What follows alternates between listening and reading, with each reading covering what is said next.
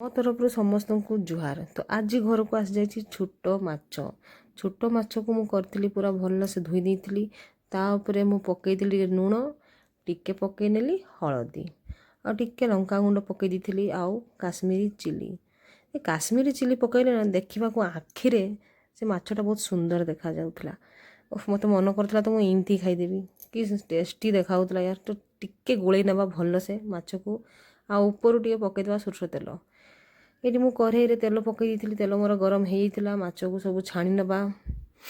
ଆଉ କେଉଁଠୁ ମୋ ଭିଡ଼ିଓ ଦେଖୁଛନ୍ତି ପ୍ଲିଜ୍ କମେଣ୍ଟରେ କହିବେ, ଆଉ ମୋ ଭିଡ଼ିଓସ୍ କେମିତି ଲାଗୁଛି ନିଶ୍ଚୟ ଜଣାଇବେ, କାରଣ ଆପଣ ଟିକେ ଜଣାଇଲେ ମୋତେ ଟିକେ ଖୁସି ଲାଗେ। ଆଉ ତ ଚାଲ, ମାଛକୁ ମୁଁ କରିନେଇଛି ପୁରା କଡ଼କଦାର ଏକଦମ ଫ୍ରାଏ ହେଇସାରିଛି ମୋ ମାଛଟି ଫ୍ରାଏ।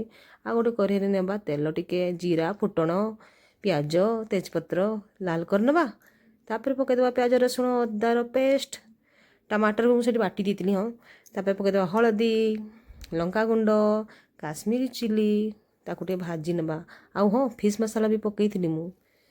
ତାକୁ ଭଲସେ ଭାଜି ନେଇକି କସ୍ତୁରୀ ମେଥି ଟିକେ ପକାଇ ନେବା, ତାକୁ କଷି ନେବା ଭଲସେ। ତାପରେ ପକାଇଦେବା ପାଣି, ଆଉ ଲୁଣ ପକାଇତେ ଭୁଲି ଯାଇଥିଲି, ତ ଉପରୁ ଲୁଣ ପକାଉଛି, କ'ଣ କରିବା ଭୁଲକ୍କଡ଼ ମୁଁ।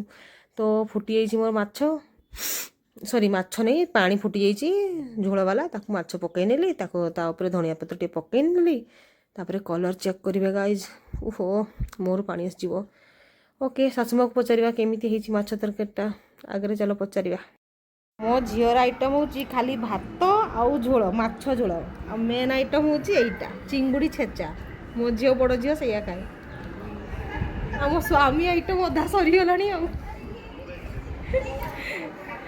ହେଉଛନ୍ତି ମା କେମିତି ଲାଗୁଛି ମାଛ କୁହ? ବଢ଼ିଆ ଲାଗୁଛି। ହଉ, ସମସ୍ତେ ଆସନ୍ତୁ ଖାଇବା।